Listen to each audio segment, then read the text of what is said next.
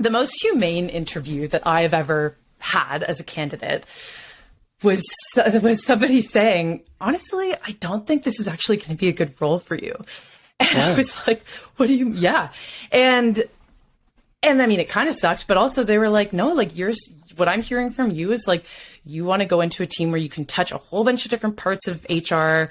You can learn a lot and you can have growth opportunities, fairly quickly because you do have this leadership experience, et cetera, et cetera. Like what we're just at the point in our organization where we're starting to branch out our different sections of HR and are really looking for someone to get into this role and dig their heels in for like a while. So it doesn't sound like these two things are kind of the same. And I was like, oh, damn, like...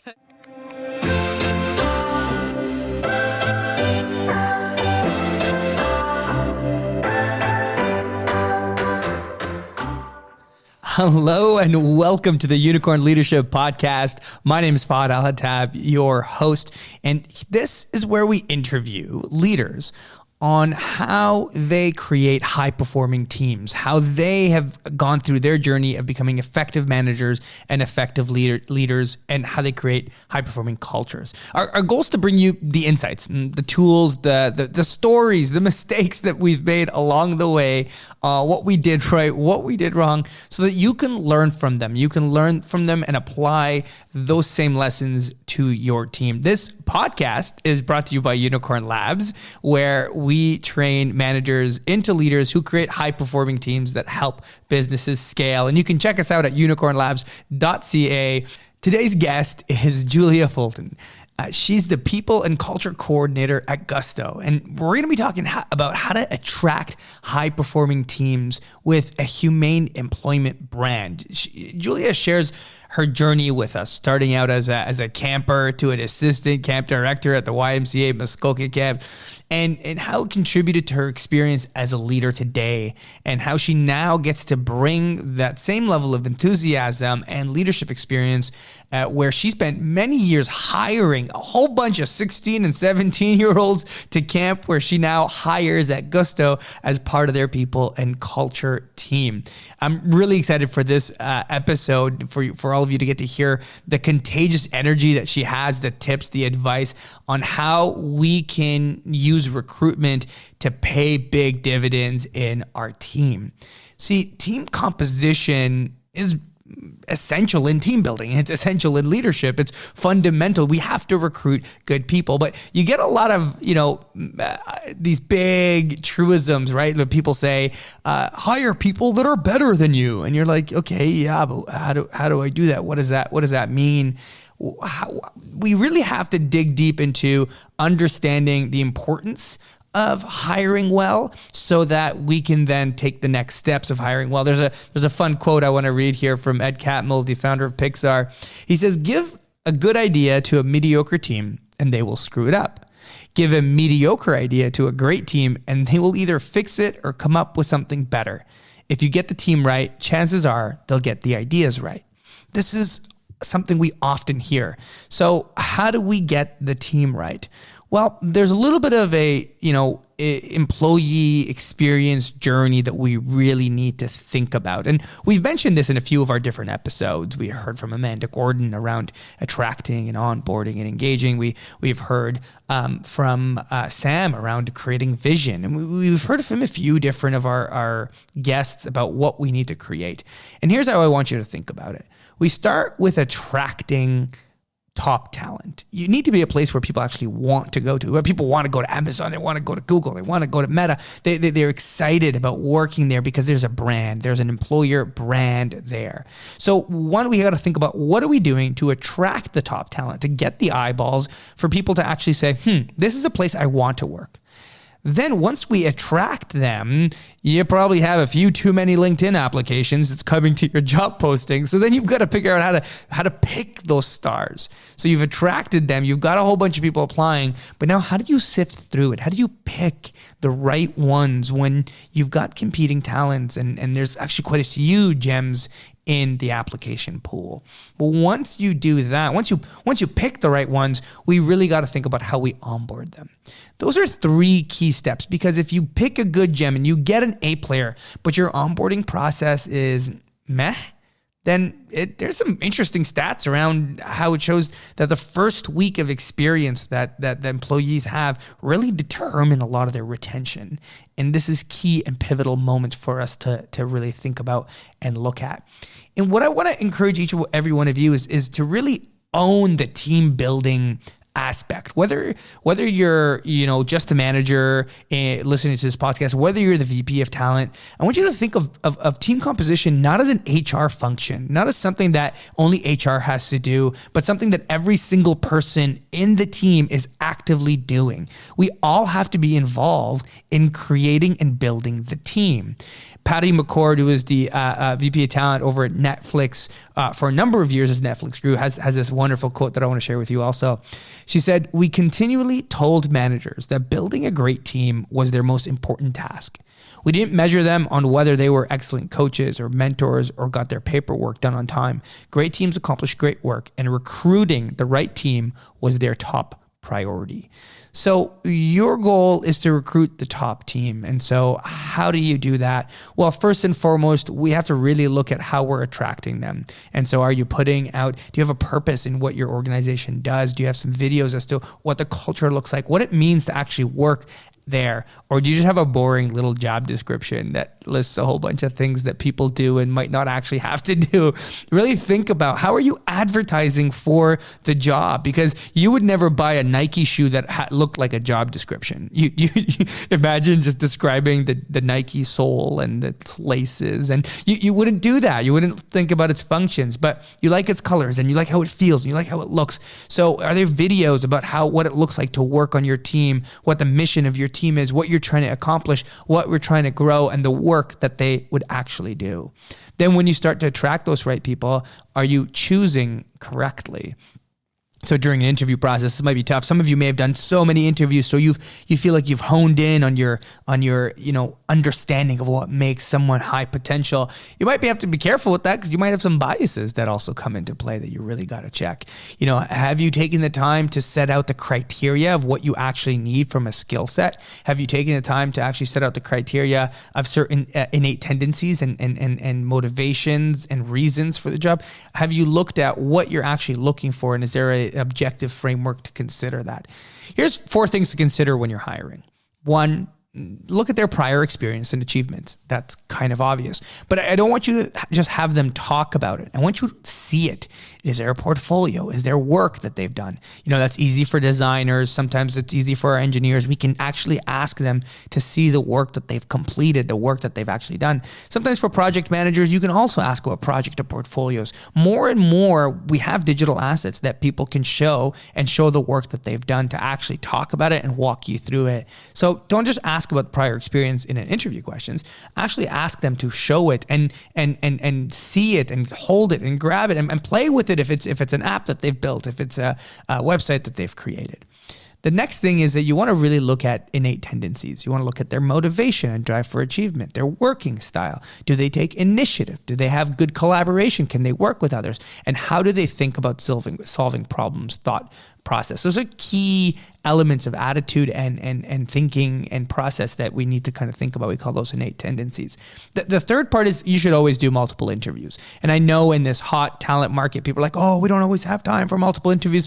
You got to do multiple interviews, different interviews. You ask different types of questions. You sometimes are looking at, innate tendencies initially, then maybe you're looking at portfolios, then you're actually getting them to work on something in the job. The best thing you can do, which is the 4th part of a hiring criteria, is on-the-job observation. Are you able to see them actually do the work? Whether that's doing some pair programming, whether that's showing them, allowing them to show, asking them to show you their designs and how they go about designs, or how they write, or how they would interact with a customer, putting them in a situation where you actually have to complete the work. Those are a few things that I want to leave you with to think about.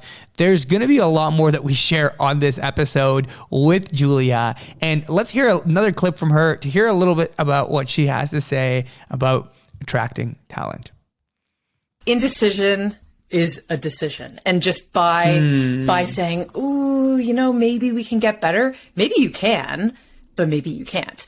And by the time you decide that, okay, maybe candidate A, we actually do want to go with, like they've probably got another offer by that point. And then maybe you're back to square one, or maybe you're putting another couple of weeks into the recruitment cycle, all of which cost money as well. It just is less glaring, I guess. It's less from like the salary cap perspective and more from just opportunistic, time taken. Yeah. In episode 9 here with us, Julia gives us insight on how to use her humane recruiting approach to create a reputable employment brand that pays, inside the organization, outside the organization. She takes a human approach so that whether candidates stick with you or they don't, they had a phenomenal experience and they recommend others to come to you. She offers really actionable steps, and that's what I love. We get really specific on how to initiate trust on a team, how to lead the recruitment process to attract candidates, best practices, what to avoid, how to show up with an effective employment brand, no matter the labor market conditions. And her main piece of advice is to lead the recruitment process in a humane way, because at the end of the day, all candidates are people first. And I absolutely love that. So let's tune in to hear all about Julia's experience, her advice, and how she can help improve your recruitment process as you build your high-performing team and as you build your unicorn team.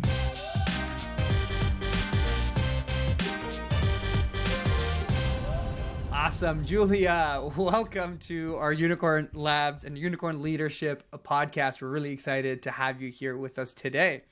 Thank you. Thanks for having me. And so, Julia, you know that today is all about answering this one really big question, this question that you likely obsess over in your job, and the question that many leaders, many founders, many VPs of talent constantly obsess over, which is, how do I build a high-performing team?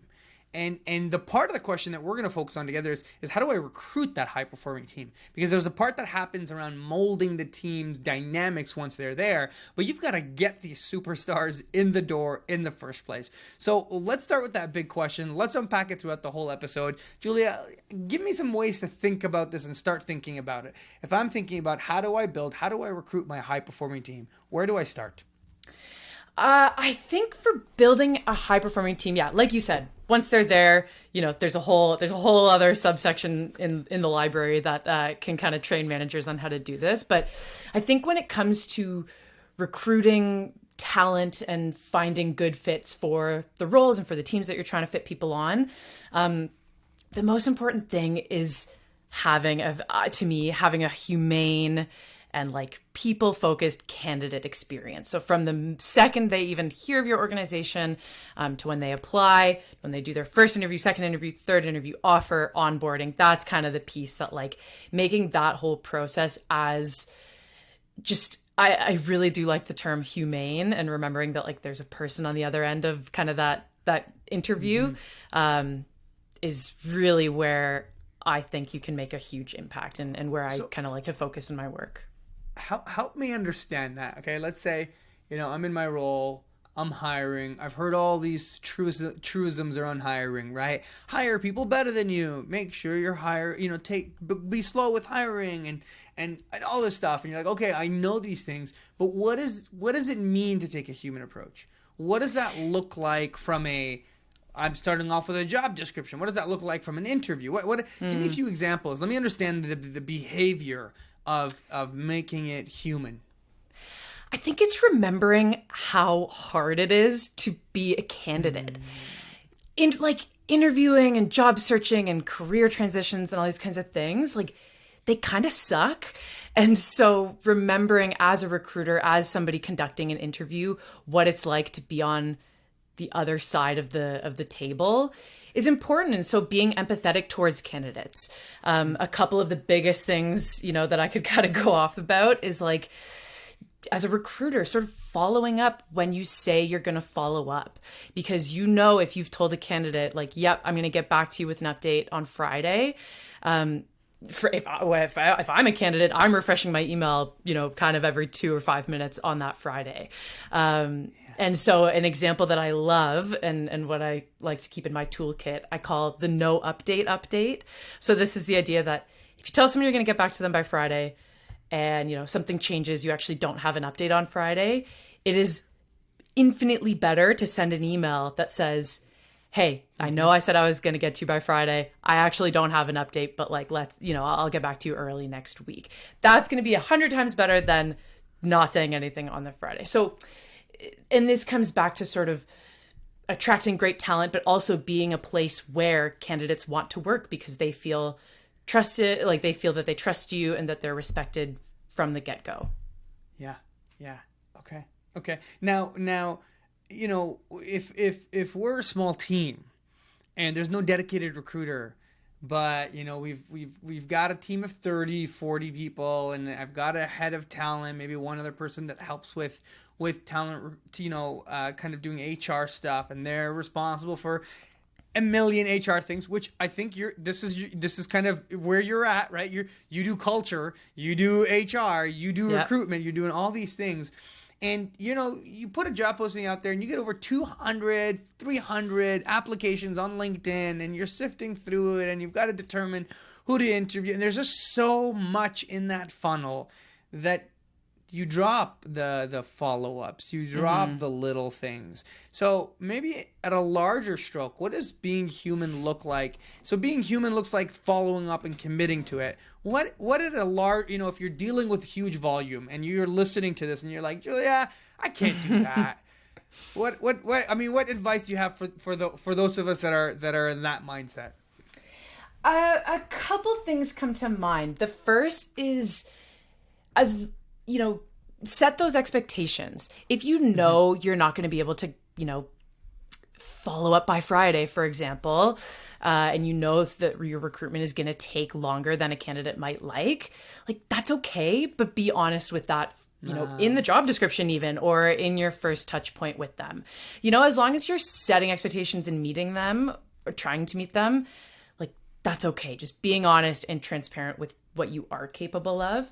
But then the other thing I think I'll say here is just for like, yes, it is not always possible on teams, but remembering that putting time into building a good reputation as an employer or as a place that candidates are applying to can really pay dividends down the line, and can it can be a good sort of investment up front to be a place that people like applying to and like interviewing at, because even if it doesn't work out for the candidate that time, like they have networks, they have friends. Hey, I had a really great interview here, and like I didn't get my kind of philosophy is make a great experience for a candidate regardless of the outcome. They should still have had a great experience interviewing with you. And so, yes, capacity is a great point.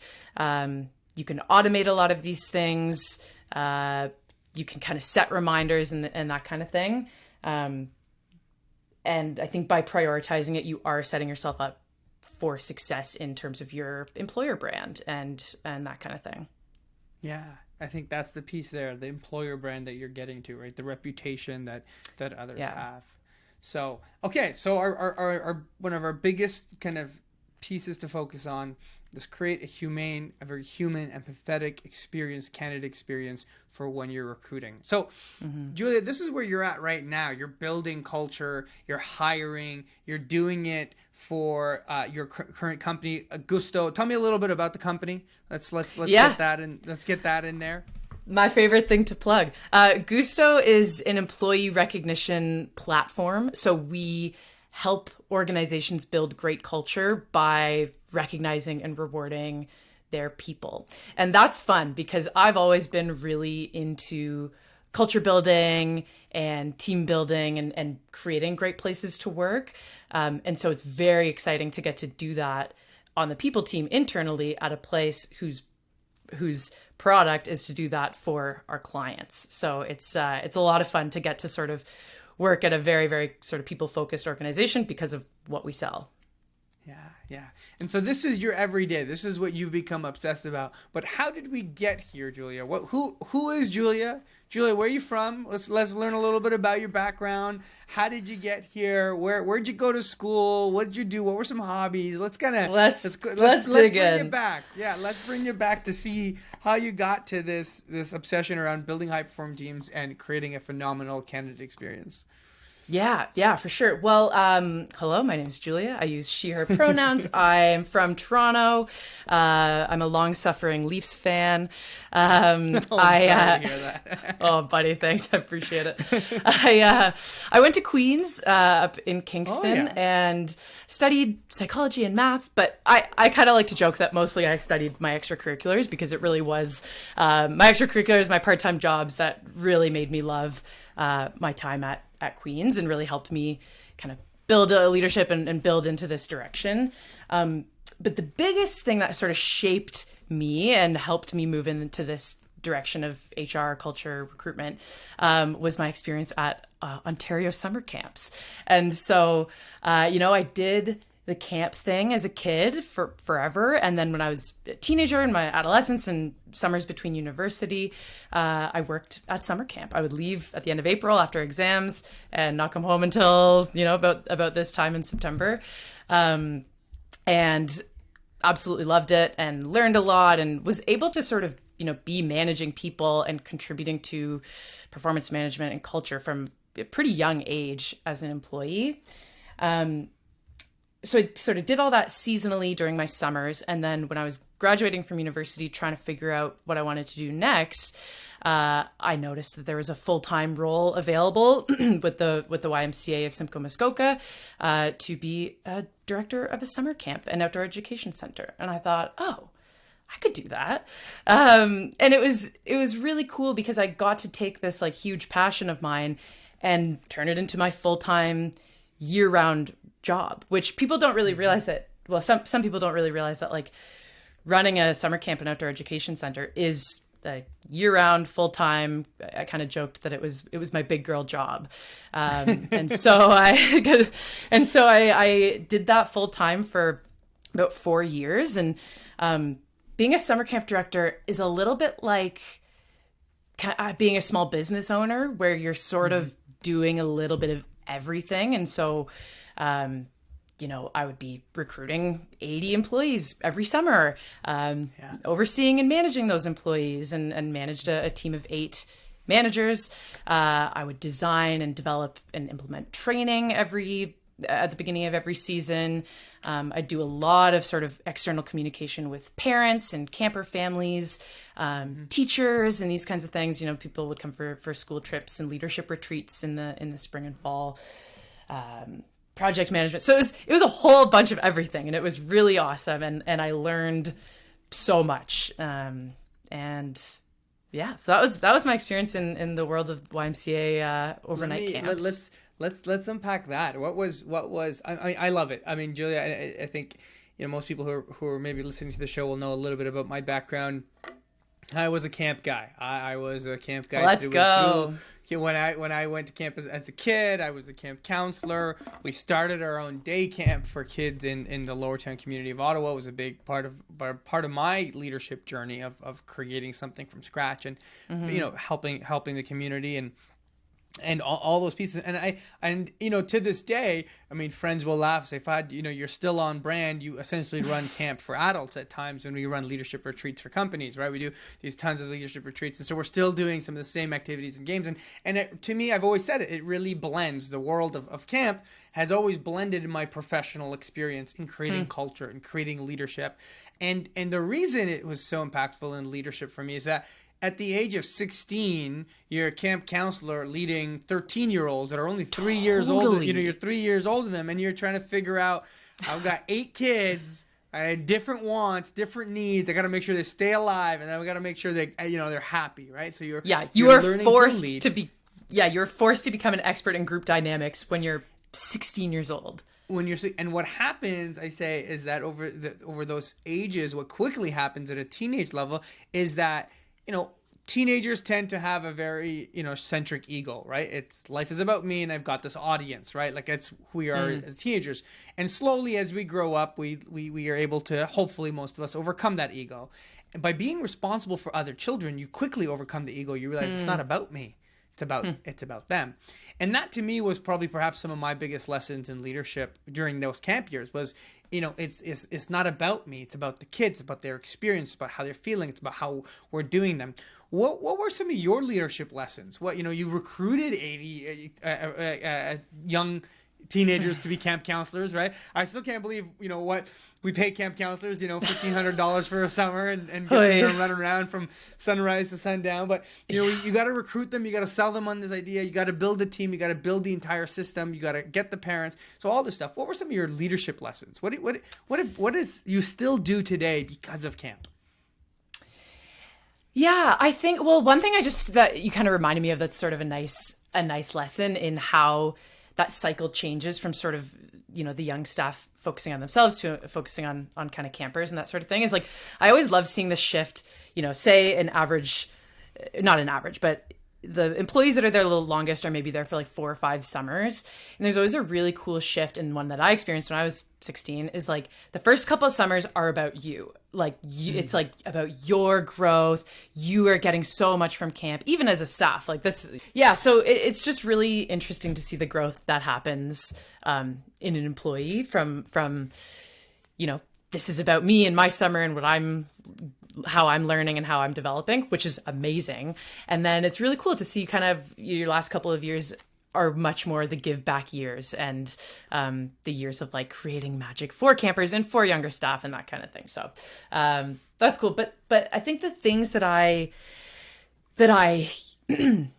use the most or kind of see the most relationship within between, culture building at camp and culture building, at Gusto or in organizations is that it really is about kind of connection and relationships and buy-in.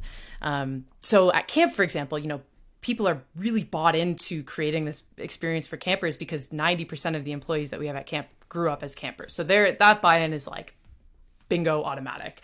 But what I find in other organizations and sort of in the tech world is like the more people care about the organization and maybe what they're selling or at least kind of what it's like to work there, if they feel that their employers care about them and that they trust their employers and their managers, that can really have a high effect on high performance. And so I think that's like something that I've noticed really spans really well between camp and Gusto or tech organizations. And then the other one being relationship building. So the more people feel that they're part of a team. And, I know at the end of our team days, I feel so much more connected to the folks that I work with. And so there's a reason why at camp, we start training week with team building games and just activities and this kind of stuff before we get into like any sort of the meat and potatoes. Because when you make people feel connected, it really builds that trust and engagement. Yeah. That's I love that you put it that way, Julia. We're camp kids, so we have this buy-in around the team building, and we've got to do it. But often in the corporate world, you run up against a little bit of like, oh, are we really gonna do an icebreaker? Are we really gonna do this silly game? And we've got to win them over, and sometimes you got to warm them up with something and get them going. What's your go-to team building game? Maybe let's throw that in. Like, maybe we can give people an activity that they can do with their own teams. What's your go-to team building? And how do you win over the like? I call it at camp they were the too cool for school kids. Totally. And now in the corporate world they're the I'm a professional, and I don't do these games, right? Like how do you win those people over? Yeah, I think my favorite, kind of back pocket games that are super easy and don't require anything are just like, but kind of surprisingly can do a really good job at building connection are just, when you're starting off or once a month at a team meeting, playing some sort of really easy, like 2 truths and a lie. This is so easy to just think of 2 things that are true about you, 1 thing that's not true about you. And what it does is it allows people to just like be a bit silly, forget about work for the moment, but also learn a little bit about one another. And it's really fascinating that just by learning a little bit of like, oh my God, I didn't know you used to, play soccer for Team Canada or so, whatever. Maybe that would be my lie. But oh my God, I didn't know you were into that. I have a similar interest. It can really like just naturally build connection and build trust between people. And to the naysayers, I think I would just sort of point to like some, I don't know, if I could pull out some statistics from the back of my head, which I don't necessarily have, but just like this stuff matters when it comes to building trust. Building trust on a team is super, super important. And I think this gets into like, your relationship with your manager is going to be a lot stronger if you have a relationship, that there's trust there. It's going to be a lot easier to say like, hey, I really messed up, or hey, I really need help, or hey, I'm really, whatever. So I think all of these little things of team building activities, maybe they're silly games, maybe they're not, maybe they're just kind of like connecting and finding common ground, talking about your weekend, that kind of thing. It all contributes to trust building, which does actually do wonders when it comes to building high performing teams and helping employees feel engaged. Yeah, I absolutely love that. I think you've hit the nail on the head when you talk about trust being the key foundational piece of teams. We talk about trust. We talk about psychological safety. Often I've said, what is it at camp that creates the camp magic? Every camp always talks about their own little bit of camp magic. And what is it that camp has that we don't have in corporate environments? And I think what you're getting to with some of the social activities is that at camp we slowly learn to take our mask off. The rules are a bit different. We're allowed to be silly. We're allowed to be ourselves. We take the mask off and we show up who we are. We dress up in funny costumes for the kids. We make jokes. We play games. And we don't feel that we need to be this sort of professional mold. And I think slowly what we're trying to create in cultures, which I'm sure you are trying to create cultures at your organization, is how do we get people to take off that mask and show up for who they are and show up with the social kind of connections that they can build. So I really like that. So let's connect this to what you're doing today. Today you're hiring, you're recruiting. You used to recruit 80 kind of youth student counselors for the summer. Now you're recruiting tons of teams, for your startup. What are the similarities in the recruitment of when you were recruiting camp counselors to when you're recruiting now? And the reason I ask this question is that I always find it interesting when folks have discussions around recruitment and generational divides during recruitment. And so I kind of want to hear a little bit about, did you find there's a difference between some of the generational, hiring when you were hiring younger, when you're hiring older now, what that looks like, what that feels like, what things you look for when you're hiring that many people? Interesting. That's an interesting question. Some things that come to mind as the biggest similarities are like sitting, in an interview as a candidate is always going to be a little bit nerve-wracking, I think. And I don't know, maybe it's not when you're older and more experienced in your career, but I have a feeling, if it's something you want, you're going to care about it and be a little bit nervous. And so I think what I found to be similar is just my approach to, kind of like I mentioned before, creating a really humane hiring process of just making the other person feel comfortable, trying to design it more as a conversation so that someone can just better showcase themselves without nerves as much as possible, and feel that, the person, the recruiter or the hiring manager just cares about what they have to say. A big difference I think that I've noticed though is, I don't know, when you're hiring for camp, like I mentioned, people know what they're getting into.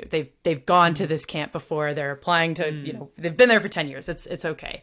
I think what I've noticed as a recruiter is you have to really listen to a candidate to recognize if the opportunity that you've got that they're interviewing for is actually going to be a good fit. And so for a candidate, it's important to ask the right questions to recruiters and hiring managers to figure out if like the culture and the management style and the work style are going to fit what you're looking for.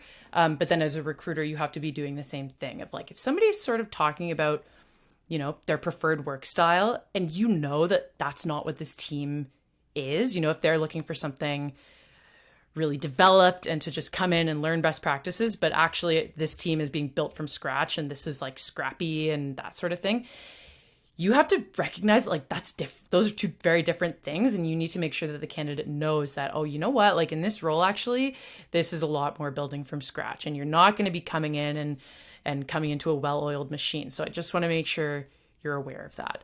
And actually, the most humane interview that I have ever had as a candidate was somebody saying, honestly, I don't think this is actually going to be a good role for you. And I was like, what do you, yeah. And I mean, it kind of sucked, but also they were like, no, like what I'm hearing from you is like, you want to go into a team where you can touch a whole bunch of different parts of HR.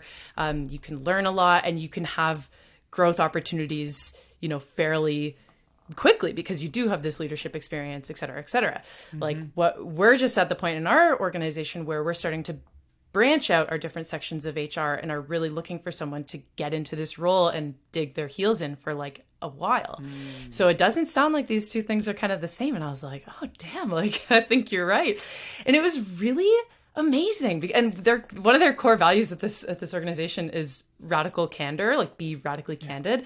And this recruiter totally did that. And it was the most humane experience I had for someone to just be like, yeah, I don't actually think this is what you're looking for. And I was like, I think you're right. And so I'd recommend this organization to anybody. I had a great experience interviewing for them. And that's what I try to build for candidates now. Like, regardless of outcome, did you have a great experience interviewing? So, yeah. I love that. I love that. I love it because I recall a similar conversation with a client of ours, but it was, the CEO was overselling the company to individuals, right? And when you're a startup, you're kind of like, yeah, we're gonna grow to hit this, we're gonna do this, we're gonna be $1 billion, and so they would overhype the kind of company and the role, and they didn't. I think they didn't realize they were doing it. Well, where I started working with them is they were interested in why they had such high turnover. I thought, why do we have such high turnover? And what I realized, and you hit the nail on the head here, is that people didn't know what they were expecting. They were sold the job, right? Kind of like in a sales manner of everything that's super exciting. And when as a recruiter you oversell the job, you set up expectations that can't be met. And then people are leaving within 6 months because they're like, well, that's not what I want. While at camp, it was like, no, I know what I'm getting because I've been to camp, right? I've been part of your ecosystem. I've been here. And so I really like that distinction, right? Yeah. Something for everyone. I think one of the guests on your podcast actually talked about this. Amanda, if I'm getting the name correct, which is like, Amanda don't try to fit a square peg into a round hole. Like, that's not your job as a recruiter. Your job is to get a great fit. And so it's like, it's hard though. It's hard to listen and to know that, like, you know what? I don't actually think this is going to work for this candidate. It takes a lot of courage. And I think it's like something that I'm challenging myself to do more is not just say yes and be like, oh, 100% that's what you're going to get here. Having the courage and the confidence to say, actually, no, this is a little bit more of what we're looking for. But as long as you're okay with that, that's great. Yeah. Okay, so let's start from let's go. Okay, so I'm building a recruitment process right now. I've got a bit of a process. I've obviously hired some people. We want to improve our process, and I so happen to be listening to the Unicorn Leadership podcast, and we're listening to Julia. Julia, what should I be doing to assess my recruitment and candidate process? What things should I be looking for? So let's think process, and then I want to dive into what tips and tricks you have for actual interviews to sift through and find the good candidates. So let's think process. What things do you build for? Obviously, building with a humane approach. I like when you say that, creating that comfortability. I mean, I recall we were doing interviews recently in our own team, and we're asking questions, a few of us in the team, and I'm sitting there, and I had my resting bitch face on. I was just like, I was thinking really hard about what the person was saying, but then I saw my face on the Google Meet, and I was like, wow, this person must think I absolutely am so unimpressed with them. I was like, but I was actually really impressed because I was just really taking it in. But I was like, oh, I have to be aware of how I'm showing up because my smile will create just enough warmth for them to open up, right? Because we react to people's facial expressions of like, are they liking what I'm saying? Is this working? Right? We're constantly trying to take that feedback. So I really, that hit me of like that human experience, that empathy of like, I really got to watch my facial expressions during interviews, because I can get really deep into thought and can kind of look like I'm upset with my eyebrows scrunched, you know, like but that's my experience. I want to take us to a little bit of process building, a little bit of systems. What do you look for? What do you build? Let's say you join a new team, Julia. What are you building? What are you looking for? Yeah, I think, let me just take a sec to organize my thoughts here, because there's a lot we could really jump into. Okay.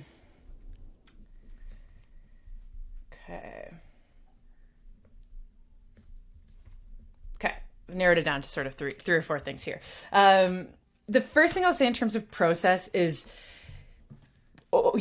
give more information than less. And so when you're writing your job description, like what an opportunity you have to just in writing tell a candidate what the interview process is going to look like and what perks and benefits and compensation is going to look like at your organization.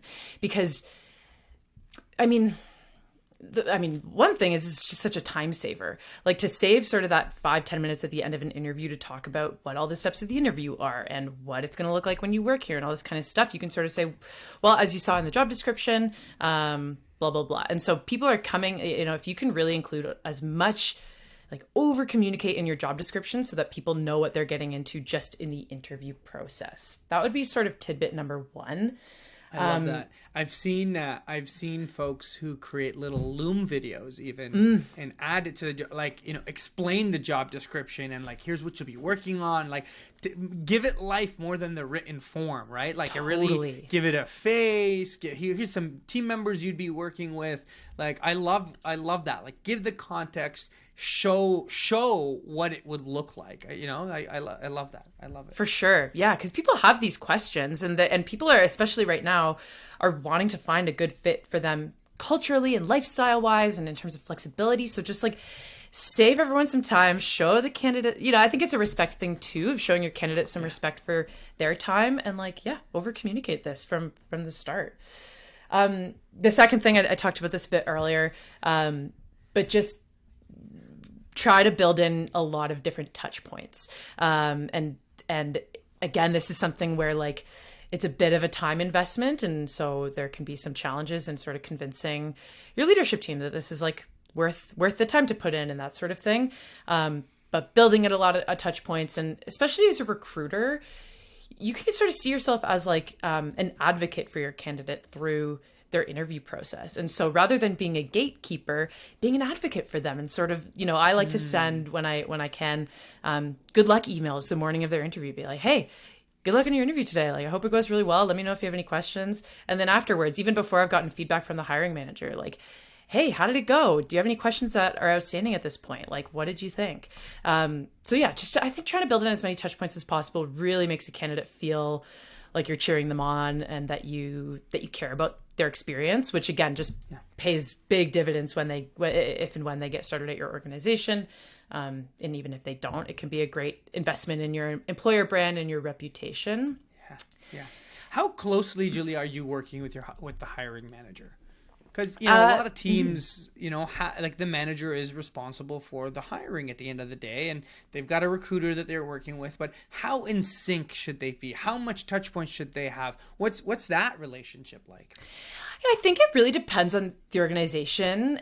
For us, we're doing I see it kind of as my mission to make this experience as easy for hiring managers as possible. And part of this is, we're a startup and managers are busy and not that, and hiring is a really important thing on a manager's plate, but the more that I can kind of make it seamless and just say, hey, put this in your calendar, this is where you can find this, not spoon feeding in a condescending way, but just really setting a hiring manager up for success, that this can be a seamless process for them.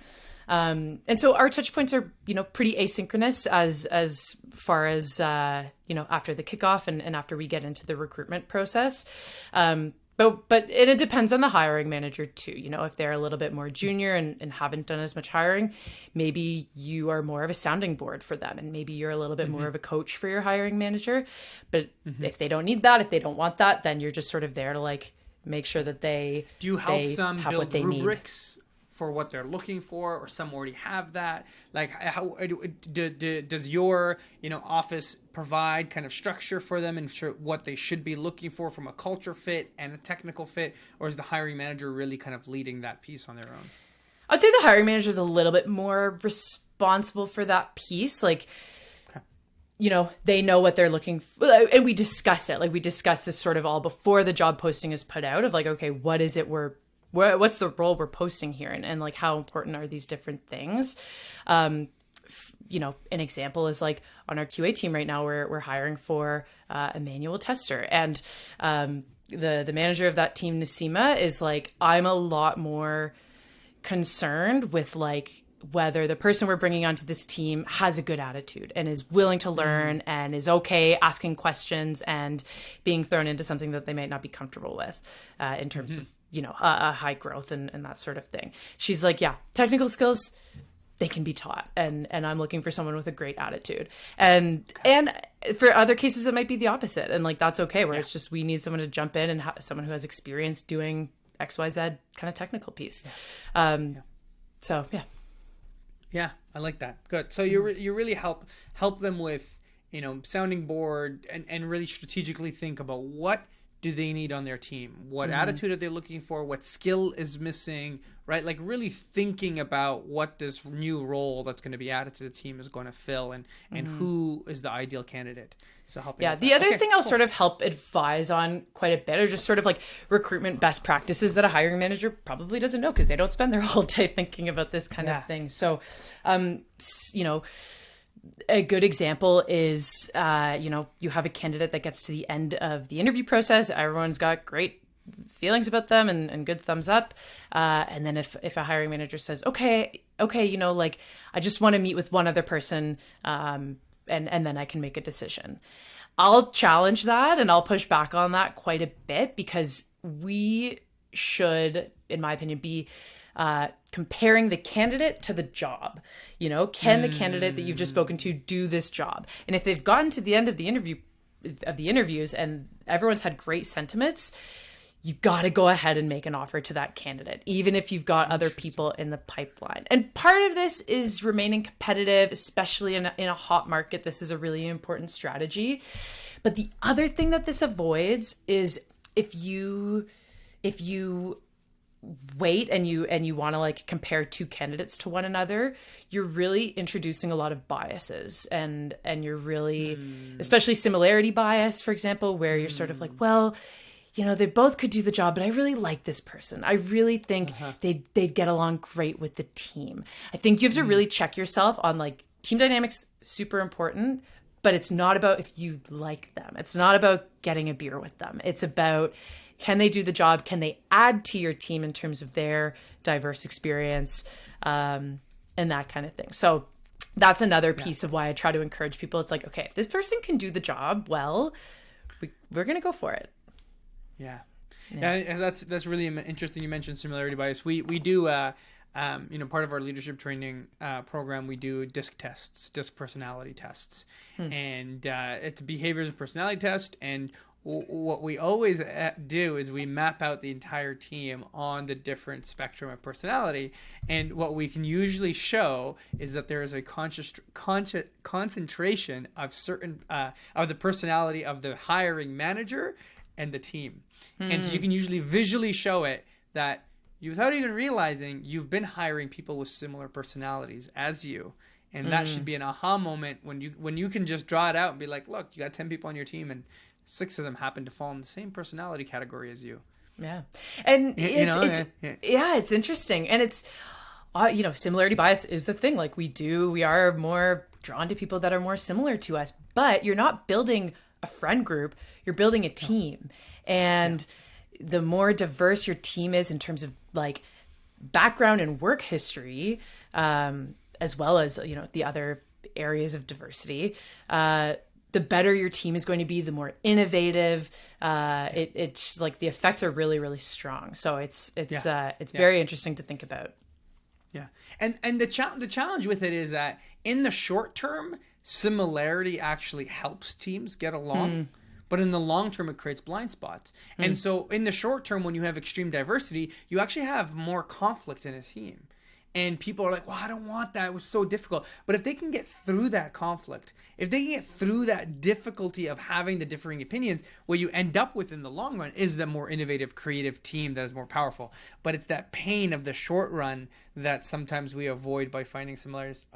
So interesting. Okay, so you give as much information as possible in your process. You have a ton of touch points. You work with the hiring manager to give best practices. What else? What's the next step in that? Or was that it? I think those are the main ones. Those are the ones that I had come up with. Okay, cool. That's good. I love it. So you talked about some best practices for the hiring manager, and one of the ones you talked about is comparing, not comparing candidates to each other, but to the job. This one's a difficult one. As a founder myself, I think the challenge I get to sometimes is you're like, well, what can our market dollars buy? Right? So it's like, okay, well, we got someone who's this good, but is there someone better? Like, can the market currently, the labor market, give us someone who has even more experience? Yeah, they can do the job, but you're kind of trying to see what can our dollars buy? Because sometimes the constraint is, well, we only have $85K, and typically that gets me a junior engineer, maybe an intermediate engineer. But can I get a more intermediate, high? Like you're thinking of it in that way. What would you say to me? What would you say to others who are thinking like, I'm trying to figure out what our dollar can buy? Fahad, what I would say to you is just, I think indecision is a decision. And just by saying, ooh, maybe we can get better. Maybe you can, but maybe you can't. And by the time you decide that, okay, maybe candidate A we actually do want to go with, like, they've probably got another offer by that point. And then maybe you're back to square one, or maybe you're putting another couple of weeks into the recruitment cycle, all of which cost money as well. It just is less glaring, I guess. It's less from like the salary cap perspective and more from just opportunistic, time taken. Yeah. So that's what I'd say. I just say, like, yes, you totally can keep searching, but you have to, hiring managers have to understand that recruiters can't just like wave a wand and make sure that first candidate is still there if and when you're ready. So if you're making that decision to keep looking, you're making that decision, and that's okay. Yeah. So talk to me about the current labor market. So over the last 2 years, maybe 3 years during the pandemic, is a little bit unprecedented. It was a bit insane in regards to, we were, in a bull run. Tech markets were booming. Obviously, in the last 8 months, that's not the case. But, we had soaring high salaries. We had extreme competition for talent. People were getting offers and recruited. Where are we now? Now you're at the forefront of this. For this listening, what's the current labor market conditions? Has it slowed down a bit? Do you find it a bit more reasonable in terms of timelines? I know some founders were talking to me about, hey man, I can't even, if we, after one interview, if we're not sending out almost offers after one interview, it was like the person was receiving so many others. It was so challenging to have a proper interview process and get to know a candidate, where typical hiring advice was, do a few interviews, get to know the person, make sure they're a good fit, have them meet with the team. Old adage was make sure, hiring slow to make sure that there's a good fit. That kind of went out the window in the last 2 years. Where are we with it now? How do you feel the current labor market is for tech companies? Yeah, it's obviously a little bit slower. And we're not hiring quite as much as we were a couple months ago. And obviously, more devastatingly, like these mass layoffs have happened and all of this kind of stuff. So there are kind of more candidates in the market. What I'll say though is I struggle when like recruitment strategies are kind of like create this really fantastic candidate experience because it's a competitive market. Like, I think you have to be consistent in your candidate experience, regardless of market, because these things come around. Like, markets come around, and if people had a great experience interviewing with you, they're going to remember that. So I think that's one kind of thing that I'd push back on when people are only interested in kind of that candidate experience when the market's hot. It's like, I think you should really be doing it at all times. I think in terms of, when it is a bit of a hotter market, or if you do want to make sure that like you're keeping up with the pace that your candidate needs you to be at, it's all about expectation setting. And so in that first interview, you can kind of have a conversation around like, hey, this is the timeline that we typically take to fill roles. How does that sound to you? And like, what, at any point, if you need us to move faster or anything like that, like, please just let me know, because you seem really awesome. You seem like you'd be a really great fit for our team.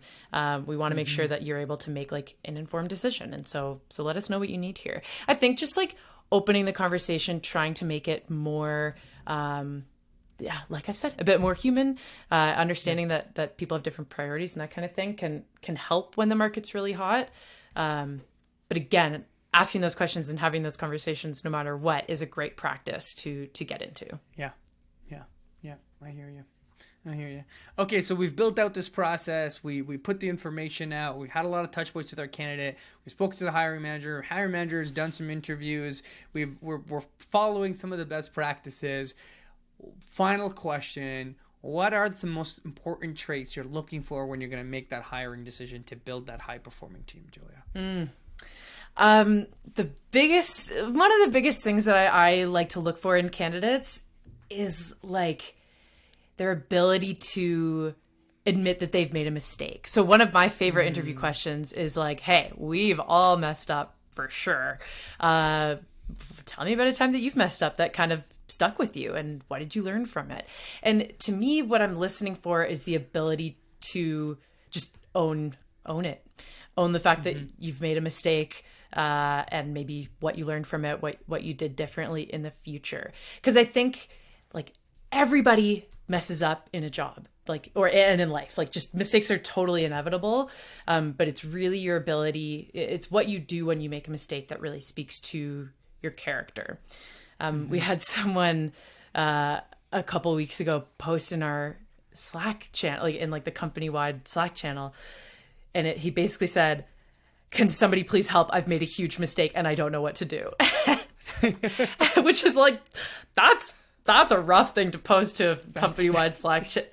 Like, damn. And the general channel too? What is this? Yeah, it was like one that I saw. So obviously it was something kind of more on the general side, not super team specific. But it was just so incredible that he did that, because like, it's your ability to own the fact that like, oh my God, I made a big mistake and I don't know what to do, and ask for help. That really speaks to this person's character. And so that's what I'm looking for in candidates. And then the other just funny little tidbit I have is at a meeting recently, one of our co-founders said, hey, like, he was asking a question about how something works at other organizations, maybe L&D budgets or something like that. And he was like, okay, well, it's like, school me on this. Like, how does this usually work? And I wrote it down because I loved the fact that he was just like, school me on this. And he's so happy to like be schooled on something and to be wrong and that kind of thing. And I think that's what makes both of our co-founders really incredible. But I think that's what I look for in candidates. Like, are you willing to be schooled? Are you willing to admit when you've made a mistake? Because they happen, and it's how you deal with it. That's super important. I love that. Yeah. Are you willing to be schooled, and are you willing to admit a mistake?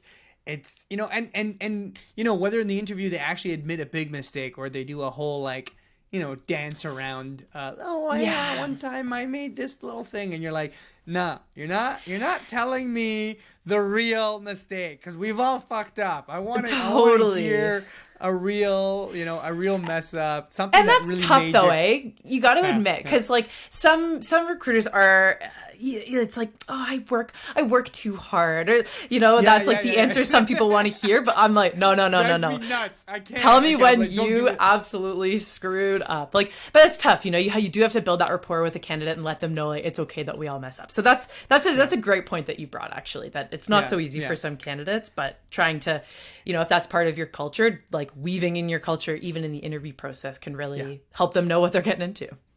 Yeah. I find that I often try and share stories myself during the interviews, little story about here's how I've messed up. So, feel free to open up.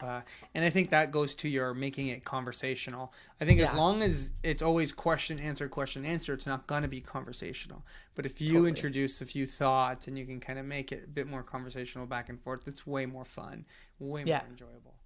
Julia, it also helps you get more. It just helps you get more out of the candidate too, because like sometimes the candidate's nervous and they didn't remember to answer all of the question or something like that, and so saying like, okay, that's a great example. Like, what did you do after that, or like what was the hardest part of that? It can help them do better and like give you what you're actually looking for. So yeah. Well, I think you just said it. Like when they give you an answer, I pull at it a little more. Yeah. Instead of just like, okay, next question. No, like, oh, tell me more about that. Say a little more. And like, I just kind of pull it because I know I've only gotten the surface level answer. I haven't gotten the full answer. And so sometimes it's my job to help them get their answers out and create the space for it. Right. And I think you can really, really tell from there. I love that. Julia, this has been fun. You are awesome. You've got some wonderful energy. You are, you're running camp over at Gusto. You're doing the leadership games. We've got our 2 truths and a lie. We've got a process for how we recruit and how we attract candidates. How do we show up in a humane way and really. And how do we show up in not just competitive labor markets, but how do we create an employer brand that has an effective reputation? So, Julia, this has been wonderful. Thank you so much for joining us on the Unicorn Leadership Podcast. It's been a pleasure, and I think everyone listening will have taken away some really good key nuggets from your stories. Thank you so much for having me. It was a blast, and you made it very comfortable and easy, so I appreciate that. No problem. Awesome. Thanks, Julia. Folks, that was Julia, the people and culture professional who contributes both to recruitment, employee experience, working to create great experiences for candidates, new hires, and seasoned employees. She was an absolute blast. Thank you, Julia, so much for being with us. And thank each and every one of you for making it all the way to the end of the episode. If you've got any questions about recruitment and you've got any questions on how to attract and how to build your high-performing team, feel free to reach out. Reach out to us at unicornlabs.ca. You can reach out directly to me, Fahad at unicornlabs.ca. You can find us on social media. You can find my handle, Fahad Al-Hattab, on LinkedIn, on Instagram, on Twitter. We're active. We're always having fun publishing different podcasts or our newsletter.